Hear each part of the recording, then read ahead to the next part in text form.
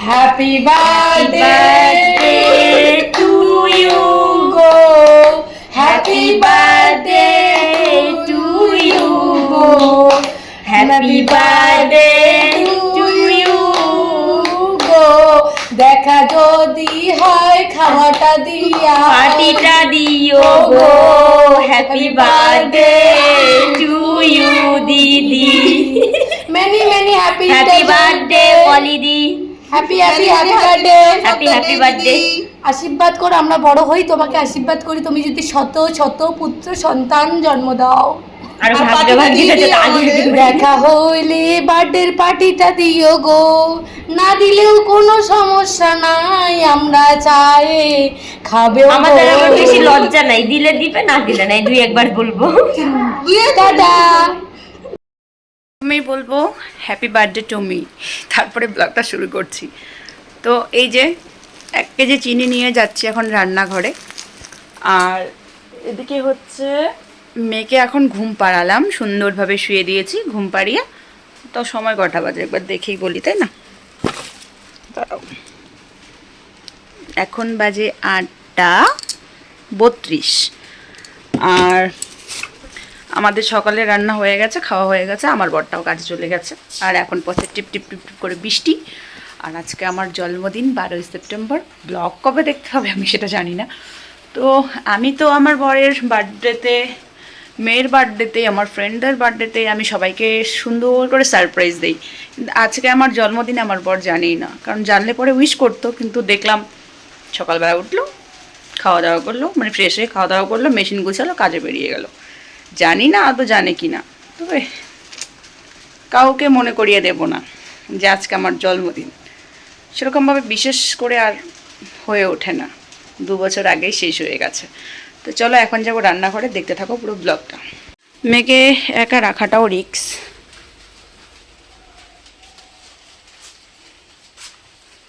আর তোমাদেরকে একটা জিনিস জানানো বা দেখাতেও একদমই ভুলে গেছিলাম। কালকে আমাদের এই বেড়াগুলো যে রয়েছে ভাঙা চূড়া, দেখেছো তোমরা এর আগের দিন। কাল সন্ধ্যা পর্যন্ত আমার বরটা ভালো করেছে এই বেড়াগুলো, মানে বেড়া বলতে এই যে। আর নতুন বাঁশ আমাদের নাই, তো একজনকে বাঁশের কথা বলেছে, তো 100 টাকা করে 2টা বাঁশ এনেছে তার কাছ থেকে। তো সেগুলো দিয়েই, যেগুলোতে একদম চলে না সেগুলোর মধ্যে দেখো জোড়াজাপটা দিয়েছে, আর খুঁটি বানিয়েছে, বাতা বানিয়েছে, বানিয়ে এগুলো আপাতত এরকমভাবে রেখেছে। পরে দেখা যাক, পরে ঠিক করব। এখন টাকা পয়সার একটু সমস্যা চলছে, আপাতত ঘন ঘন খুঁটি দিয়ে এরকমভাবে রেখে দিয়েছে। আর ওদিকে গেট, ওইদিকে এগুলো ঠিকই আছে। আমার বিয়ের কি সাহস এটার, কত দূর থেকে আসতেছে দেখো।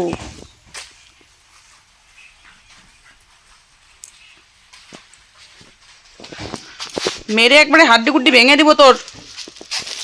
পিছন পিছন রান্নাঘর শুদ্ধ চলে এলো, পিছন পিছন। রৌদ্র উঠেছে, আবার বৃষ্টিও পড়ছে, কি যে আমি কিছুই বুঝি না। তোমরা দেখো এই চিনিটা কতটা ছোট ছোট, ঠিক আছে? আবার এই চিনিটা দেখো কত বড় বড় বড় দানা। আদৌ চিনি কিনা জানি না, ভয় লাগে আবার। তো একটা ভাজা আমি রেডি করলাম, মশলাগুলো রেডি করে রেখে দিলাম, একটু পরে বাটাবাটি করব। সকালবেলা হয়েছে সিদ্ধ ভাত, কিন্তু আমার এখনও খাওয়া হয়নি, আমি এখন খাবও না। দুধ দই লেগে গেছে, কি আর করা যাবে। আর এই যে ইঁদুরের গর্ত বেরিয়েছে, ইঁদুরের গর্ততে এখন মাটি দিতে লাগবে। তো ভাবছি এখন আমি করবোটা কি। সব বাসনপত্র একদম পরিষ্কার করে মেজে গুজে সুন্দরভাবে এক ঝুড়ি রেখে দিয়েছি।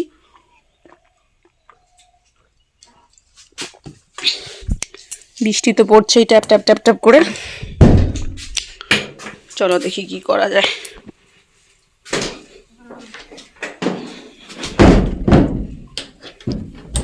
কত সুন্দর লাগছে নিজের বাড়িটাকে বেড়াটা দেওয়ার পর। আর উঠানটা পুরো ঝকঝকে করেছি, ঘাস নেই, সেজন্য বেশি ভালো লাগছে। আরে বাবান দাঁড়া, বাবান এত দুষ্টুমি করার কি আছে?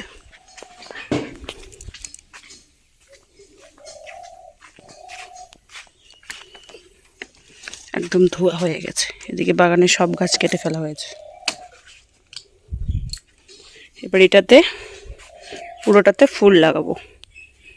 2-1 মধ্যে এগুলো সব পরিষ্কার করব।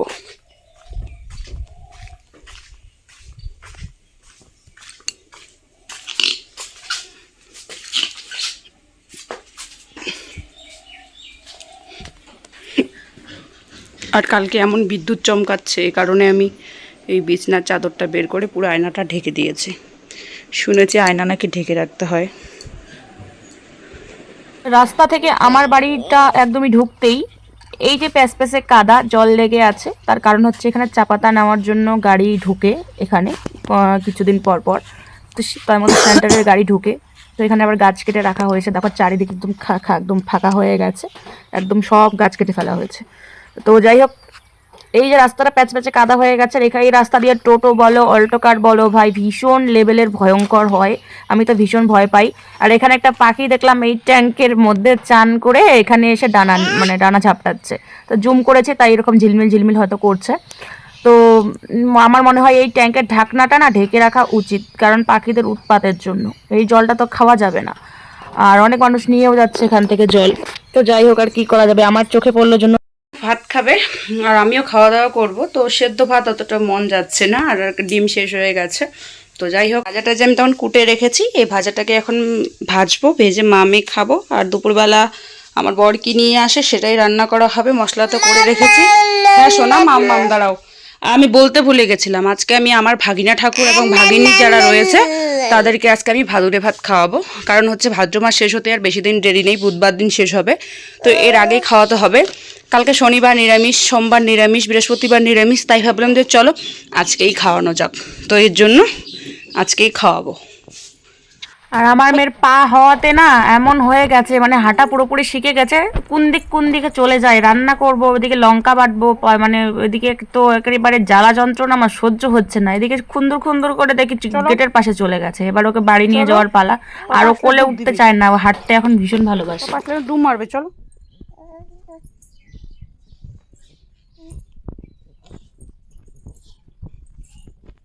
তো একে একে সমস্ত রান্না আমার হয়ে গেছে। আমি তোমাদের সঙ্গে শেয়ার করতে পারিনি, কারণ মেয়েকে নিয়ে এমন যুদ্ধযাত্রা করে রান্নাটা করেছি, যার কারণে আমি কোনো কিছু শেয়ার করতে পারিনি।